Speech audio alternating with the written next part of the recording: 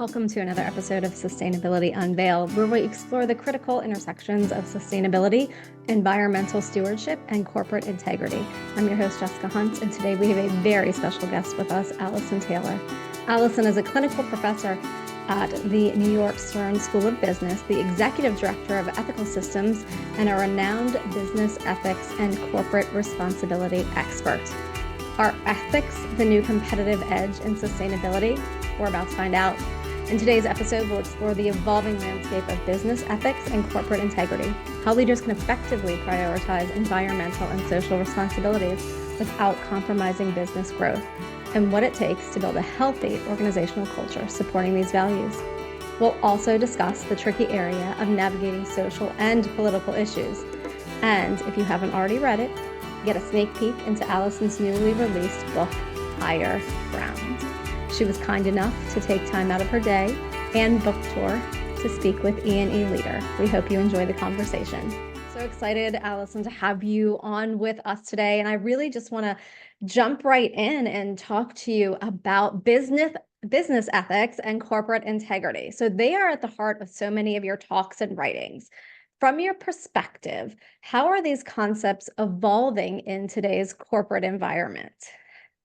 Yeah, well, thank you so much for having me, Jessica, first of all, and what a great kickoff question. So ethics and integrity, I would argue, and it is a key argument in my book and my general approach, is a topic that we have become incredibly confused about. And you are a sustainability expert, so you will know this, right? We had this traditional idea from Milton Friedman that what it took to be an ethical business is you focus on shareholder value and you don't break the law. Those arguments and those concepts, no matter, there are certainly a group of people trying to bring those arguments back. And I say to them, well, good luck hiring and retaining anyone under 30. I mean, if you talk to young people, you look at business headlines, you think of society's concerns in general, they're not necessarily about whether a company is or isn't breaking the law. They're about things like climate change and inequality and biodiversity and animal rights and human rights, and the impact basically on society and the environment. And so that's one thing to say. We can no longer treat ethics and integrity as just a question of legal compliance. We need to think in a bigger, a broader way and have a proper debate about what we think the role of business in society should be, which is a normative question. And then I'd really like your reaction to this, because something I observe out there in the discourse is, and you certainly hear this from a lot of people, is that a lot of pro-sustainability advocates, and I can kind of quote them, will say, sustainability isn't about ethics. It isn't about doing the right thing. It's about evolving capitalism. It's just good capitalism today. It's not a guardrail. It's not punitive. It's a win-win. There's a business case. And you and I, I'm sure, have both made those business case arguments for sustainability. And I understand why we're making those arguments, because they're not wrong, right? There are certainly arguments that if you innovate to tackle climate change, you will have a more resilient business over the long term. If you respect and treat your employees in an inclusive way, you'll have a more motivated and profitable workforce. I mean, you and I can make these arguments. But the problem is, not everything in sustainability is a win-win. There are some things for sure, right, that have a direct growth impact on the bottom line. There are other things that really, really help us to manage risk. So, climate risk would be a very good example, but environmental risk in general, the risk of stakeholders turning against you. But there are a lot of areas where companies are having a negative impact, and there doesn't seem a clear business case to addressing that impact. And that's where I think we need to have a conversation about what companies should do, what ethical guardrails they should put in place to address their negative impacts on human society and the environment. And so while I understand the sustainability arguments in that case, I think we hit a bit of a wall if we try and make a big generic argument. And I think a lot of reasons sustainability programs fail is because companies are struggling to say, out of this broad range of issues we could tackle, which are opportunities, which are risks, and which are impacts. And so from my perspective, and I'd love to hear yours, we're in a sort of era where the easy stuff has been done, and now we're really kind of getting to the big dilemmas where there's not necessarily a win-win answer, and we need to manage really difficult trade-offs and really difficult debate. And I was so excited to have this conversation with you because you bring such a wide range of experience and knowledge to these topics that we're talking about now. And I think you're right. The younger generations are more aware of, climate, obviously climate change, but then just how corporations are not always transparent when it comes to their value chain, let's say. We covered an article recently about the Kirkland brand wipes containing PFAS, baby wipes containing PFAS. Well, that PFAS is something that we are talking about a lot lately. So how do those corporations, prioritize environmental and sustainable and social responsibilities without compromising business growth? So what advice would you have for those companies? Wow. I mean, I think, I think in some cases you do need to make decisions to walk away from business growth. I mean, companies did not have a huge problem addressing their operations in Russia when Putin invaded Ukraine. There are some things that are moral imperatives. I would say that what you put in baby wipes would be one of those moral imperatives. And I think another kind of thing that I was thinking when you use that example is, as consumers, we've sort of become exhausted and confused. Perhaps you have this experience that I have in the supermarket. We're both supposed to know something about this topic, of walking around and being like, what kind of coffee am I supposed to buy? Should I buy organic? And should I buy local? And can I buy vegetables? And can I buy meat? And these kind of, and the branding has become very flattened. We're all very concerned about greenwashing and its related ideas. But it's very, very hard, I think, as the average consumer, the average person, to know who is doing a good job and who isn't doing a good job. And so I think part of getting out of this mess is about accepting that sometimes companies should make compromises, at least on their short-term growth, to build our trust, to have a more resilient business over the long term, and to be more honest with consumers. Because I personally am exhausted by the hypocrisy and the overpromising, and the fact that whether it's a good or bad company, and I don't even like that idea, but they're all using kind of the same branding and the same arguments and the same phrases. And I think we've all kind of become exhausted and started rolling our eyes. So we need a more sensible, nuanced decision on this topic, I think. I couldn't agree. I couldn't agree more with you there. And it is interesting to see how different businesses handle news that breaks about, chemicals found in a product or being dispensed in a waterway. Now, how do you get that buy-in then from the shareholders? Because they want to know what the bottom line is. They want to, you talked about capitalism earlier.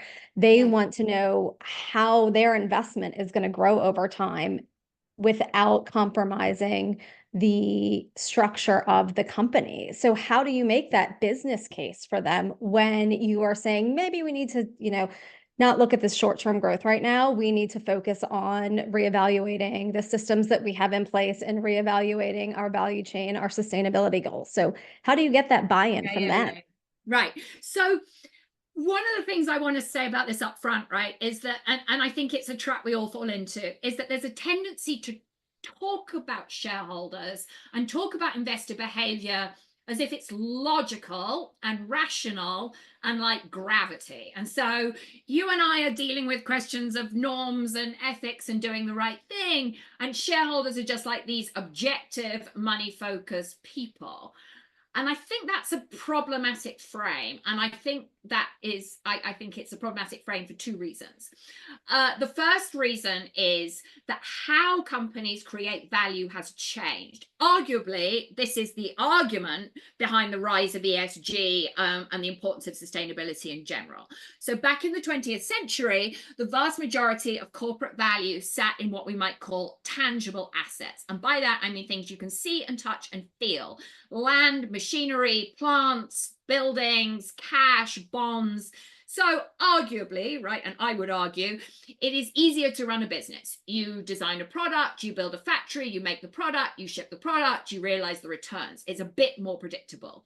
Today, the vast majority of corporate value, by some estimations as much as 90%, sits in intangible assets. So by intangible assets, I mean things like IP and research and development and network effects and branding and software and ultimately stakeholder perceptions and trust.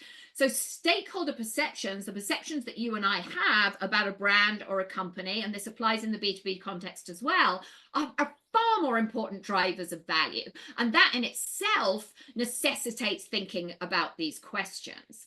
And the example I give in class, which I'll just kind of share with you as well, because I think it's a really interesting illustration of this point as well, is that what the average investor cares about has also changed during this era.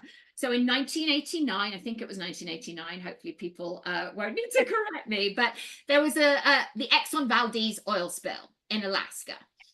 In 1989, horrific spill, enormous amounts of environmental damage. That affected Exxon's share price about 2%. Fast forward to 2009, BP, Deepwater Horizon, very similar oil spill, that killed the stock 60%, and BP stock has never recovered.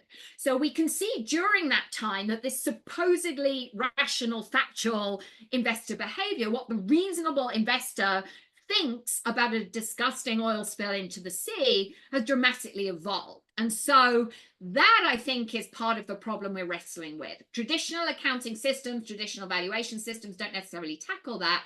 And we're all, via the ESG conversation, the sustainability conversation, trying to draw these relationships between behavior and value and trust and intangible factors. Obviously complicated, but we can see that our old way of doing things doesn't work anymore. So I think that's a big part of the challenge. No, I can see that. And obviously technology has played a huge role in how we acquire our information and how we gather it and check information and just spreading news too.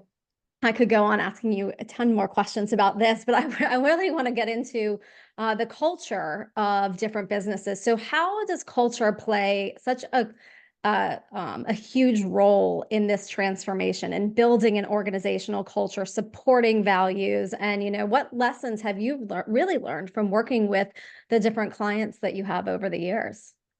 Sure. So, I mean, I think culture's a really, really interesting question, but I think maybe the bigger shift that we've had, and it relates to what I just said about intangible value, is that we've historically said, right, a business thinks about internal issues and external issues. So, and to some degree there you have some messaging that's kind of externally facing, and that's PR, and then you're talking to your employees in a different way. And there's a clear distinction between internal and external.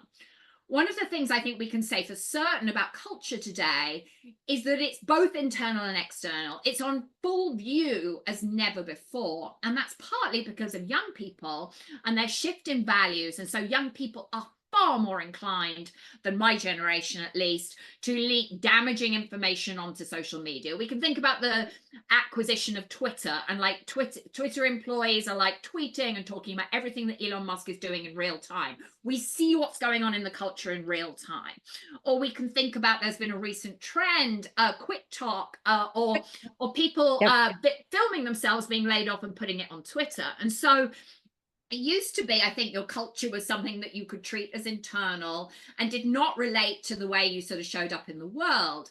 But now we can all peer into organizations. There are all these leaks. I say leaking is the new whistleblowing. So employees, young employees who really care about this stuff, are far more likely to try and hold companies accountable by putting the cultures on full view and saying this isn't good enough. Excuse me. You're good. And that is something I was going to bring up too, is the I can't tell you how many TikTok videos I've watched of, the quitting, just, or they get called in for a meeting and the employee doesn't understand why they're being called in for a meeting. So they automatically film it. It's happened in classes too. And, if you talk about this with your students, I'd love to hear their perspectives as well on, just culture, because when I was in school, I graduated college in 2005. So things were different then than obviously they are now. And I see that with family members of mine just filming in their classes or, Right. exposing things. So I think, yeah, the young people in my classroom think about their careers in a really different way. I certainly had the idea when I was young, you go and get a job, you get told what to do. At some point, you get promoted, you get to tell other people what to do. Uh, I don't think that's how the young people in my classroom think about leadership. They want to be mentored. They want to have people they can look up to. They want to have a voice. They want to have a say in decisions. They also really, really care about working somewhere aligned with their values, and they care hugely about the culture. I hear all the time, if I'm choosing whether to work somewhere, I look at the senior leadership team, I look at whether it's diverse, I look at whether this is a company I can feel good about working for. And then I think there's a really kind of powerful nose really for authenticity or lack of authenticity and for hypocrisy. So this again speaks to culture, because I think if employees see that hypocrisy, they see that the company's saying, we're like a family and we really care about our employees, and then are laying people off in a really horrible way. Young people want to hold companies accountable there. And so I think you've got to lead in a different way. I think you've got to understand that your culture is on full view as never before. And I think you've got to give young employees more voice and agency in shaping decisions, because if you don't do that, it is going to play out in a really unpleasant way for you. The Yeah. other thing I hear in the classroom a lot is like, I don't have any agency. Like I could vote, and I'm sure we're both enjoying the US election as much as each other. I could vote. What good is it gonna do, frankly? Or I could get a job and I could pressure a brand, I could pressure my company to do something about the issues that I care about. So I think there's also all this kind of political frustration that's really showing up in internal cultures and showing up in the workforce. No, and actually my next question I was going to go into has to do with the social and political issues, but I do just want to say that the culture, and I can tell you where for our company is, as a mom, as somebody who needs to have a flexible schedule, even running a business, that we try, Sarah and I really try to foster that climate within our company where we are all moms for the most part that work here, and we get that there are emergencies that come up, and we trust our employees and we trust that they're going to do their job. And if they have to leave to take care of a family emergency, that's always going to come first. We will take care of that. And I think going along with what you said, that is what a lot of younger people are looking for is that flexibility and that understanding. And really, I remember in my previous life, I was a teacher for 10 and a half years, and my daughter was so sick my last year of teaching, and my principal didn't have kids at the time, and she didn't understand why I had to not be at work. And so, and it goes along. It was a toxic environment, and people are not, especially younger people, are not willing to put up with that anymore because there are so many other options. So, jumping into these social and political issues. So again, one of the trickiest areas for business leaders really is navigating the social and political issues. And as you mentioned, the American politics right now, we don't need to get into that because it's just a headache. But so when and how should CEOs speak on these matters? Well, I think the first thing I would say about this question, and it's a big question, is we need to stop treating speaking up on topics that are values based and that employees care about purely on the basis of PR. We need to stop writing glossy sustainability reports that say, look at all the wonderful things we're doing. We're just perfect. We're tackling these 40 things. Look at these happy, smiling children. And isn't it great? We need to be more focused and restrained as businesses about the problems that we can actually address.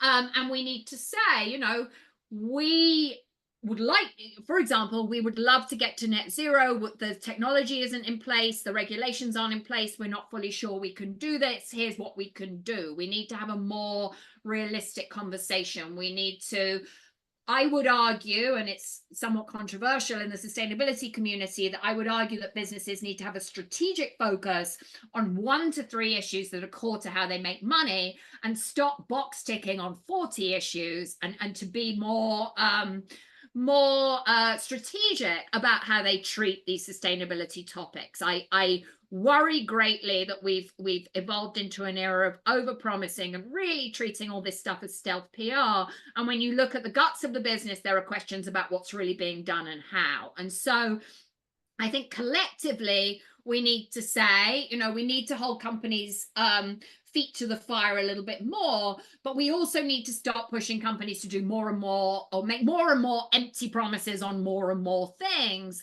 and really get to the core of each company's business model. And I think what you see in sustainability is a lot of hand waving about issues that are important and that some stakeholders might care about, but they're not core to the business model. They're not core to the company's externalities. They're not core to how it makes money. So I think that in the chapter 12 of my book, I have a set of questions executives should ask before they decide whether to speak up.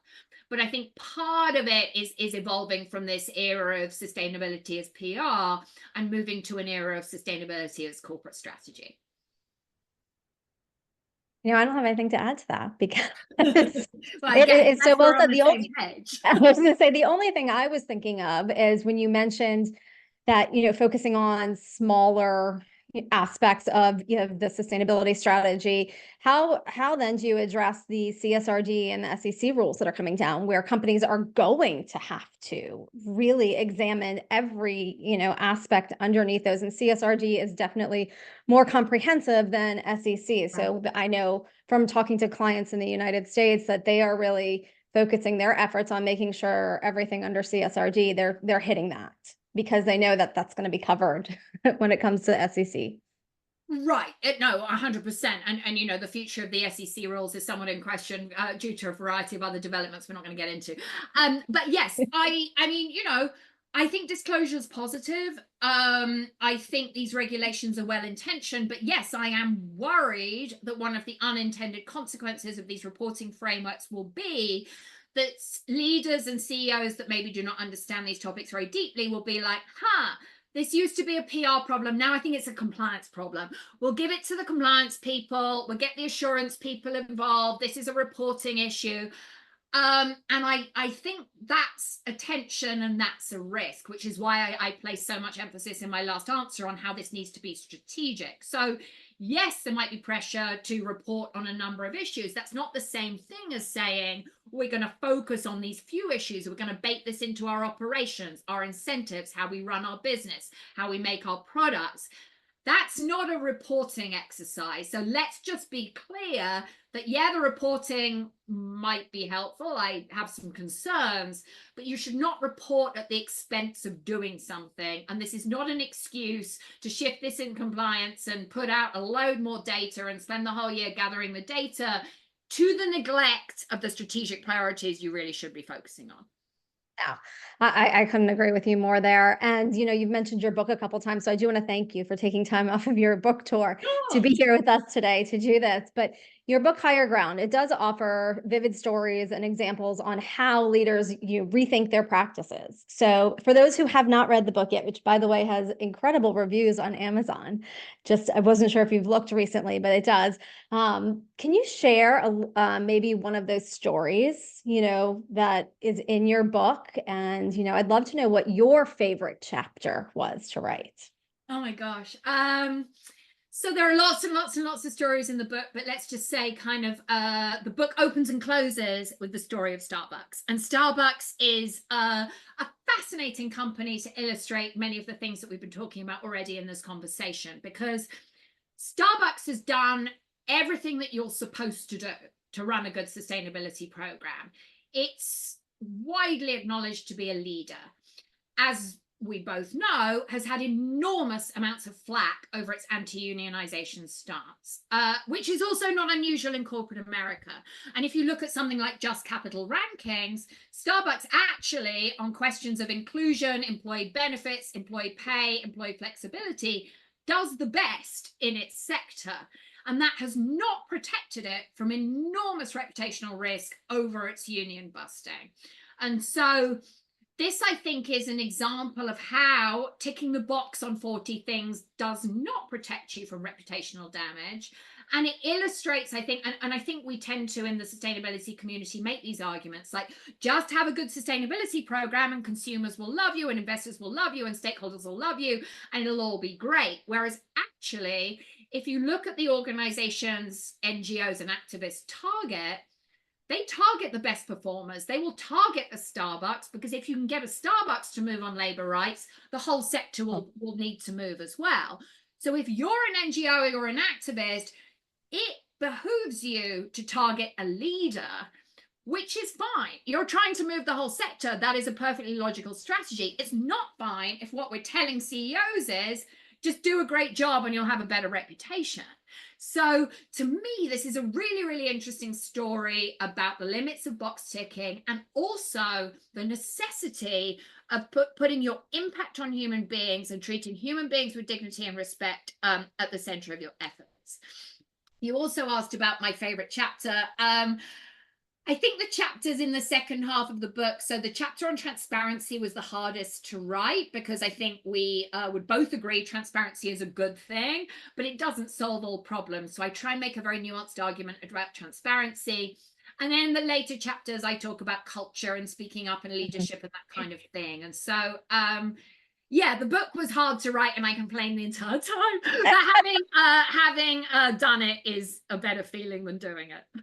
Well, and I think transparency is still a newer term in this world, in our world now, because there wasn't this sharing of information and there wasn't, companies weren't, I don't want to say forced, but they weren't willing to share information necessarily in the past. And now they are sharing it because of regulations, but also because of stakeholder demands, for consumer demands. We want to know. Control the narrative in the same way anymore. In the 20th century, you could put a PR message out there. The media wasn't going to call you out. They needed the advertising. We didn't have social media. And so there was more control over your reputation. Now, whether it's the strategic leaking, whether it's stakeholder demands, whether it's the regulation and the requirement to disclose more information, you would be crazy if you're running a company today if you don't assume that anything you say or do internally could become public knowledge. If you behave as if you can still keep secrets, good luck to you. Exactly. Good luck. And everything is dissected down to the word, the tone, body language from anything that comes out about your company. So you have to be aware of that.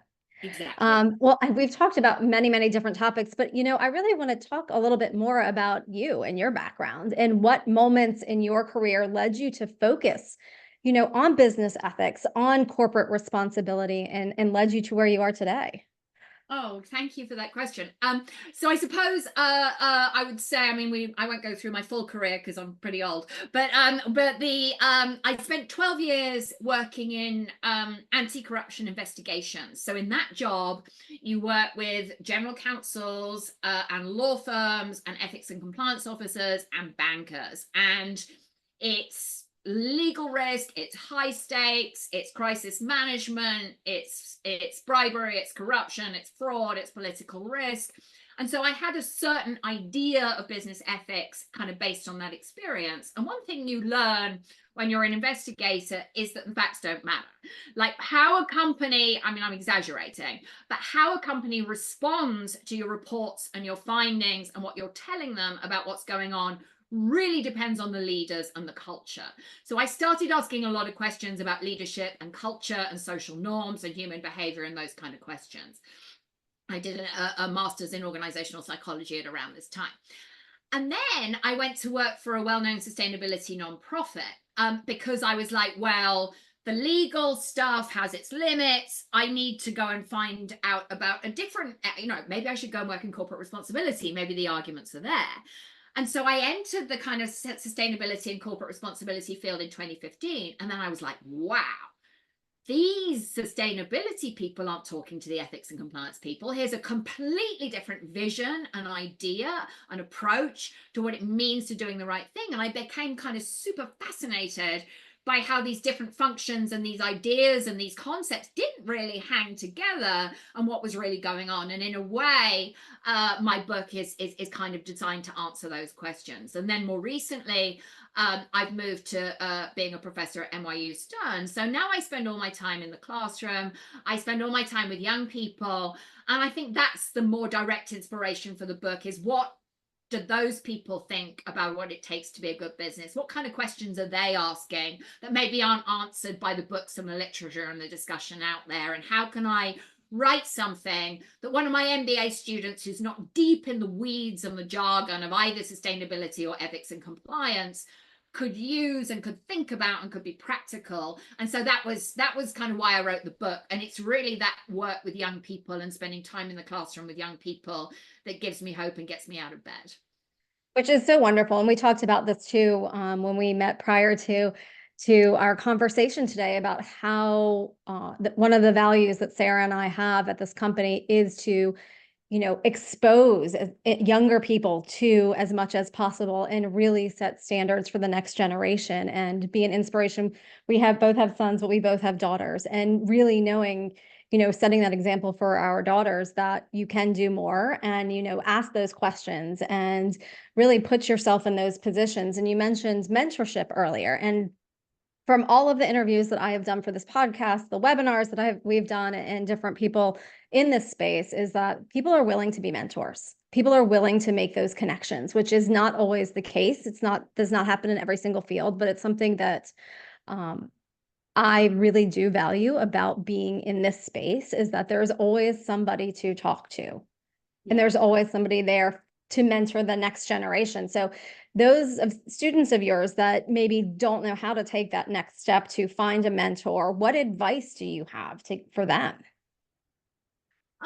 That's such a good question. I mean, I think when I was young, I didn't have a mentor. I didn't have anyone that helped me. And I also worked in very, very male-dominated environments where I didn't look up and see somebody that looked like me, and I didn't see a path for myself to become senior. So I think the first thing to say is, like, having the confidence, believing your senior, believing in yourself.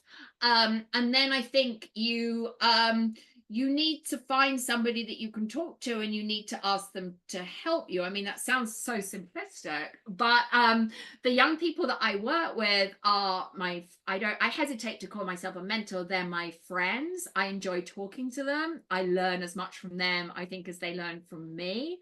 It's very, very clear to me that young people think in different ways. They're much more sophisticated on a bunch of topics than I was when I was their age. So if I'm a young person looking for a mentor, I don't think it's just about how can you help me. I think it's about setting up a kind of mutual two-way exchange, because I think, I'm 51.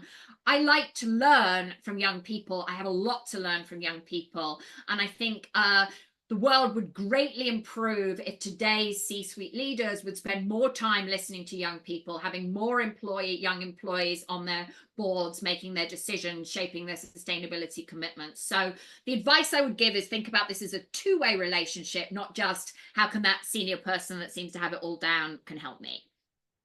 Which is so nice to hear from somebody in your position, because that's, as you mentioned, that's not always the case with C-suite executives. So how do you change that mentality? How do you help guide, C-suites into realizing the younger people at your organization do have a valid voice? I mean, I've got to be brutal and say I don't know that our current crop of C-suite leaders are ever going to get it. Some of them Fair are, enough. some of them aren't, some of them will listen, but I don't know. It's not where I focus my efforts, partly because I think there's a lot of shallow board level ESG training, partly because I think it's a bit more complicated than that, and partly because I just think the mindset's pretty fixed. But millennials are in their early 40s by now, and they do think differently. So I'm very, very encouraged now there's a new crop of leaders emerging, new crop of CEOs. CEO job descriptions have dramatically changed. There are more leaders of a different kind coming through. And with more and more millennials running companies, and more Gen Z employees reporting to them, we're going to see some of those shifts. Like it's like the Exxon Valdez and BP example. It's easy to feel hopeless. It's easy to feel like nothing will change. Boards aren't supposed to turn over quickly. It's easy to think it's hopeless. But I think if we take a big picture perspective, things are changing. How companies are run is changing. And so what I focus on is helping young people to be empowered to say, you don't have to do things the same way that they did them. You can think differently. You can trust your employees. You can work in a different network way. You can provide accommodations for people with family responsibilities. You can have trust and teamwork. And so we've just got to work on all that. No, we definitely do. And I do want to appreciate the time that tell you how much I appreciate that you being on with us today. And I really hope this is not the last conversation we have, because I would love to have you back on, and I'd love to be able to speak to you more over the years. Absolutely, Jessica. Well, thank you for your work, and thank you for running such an impactful business, and thank you for a wonderful conversation. Absolutely love talking to you. Yes, and our animals did not get involved in this conversation today. Amazing. So, all right. Well, thank you so much, and look forward to speaking soon. Absolutely. In the next 60 seconds, ask yourself, how can I contribute to a brighter, more sustainable future, not just personally, but professionally? Let's embark on this journey together and shape the landscape of sustainable leadership for tomorrow. Take the first step now and make a commitment to lead with sustainability in mind. That's all for this episode of Sustainability Unveiled.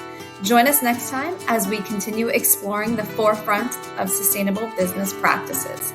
Until then, stay informed, stay sustainable.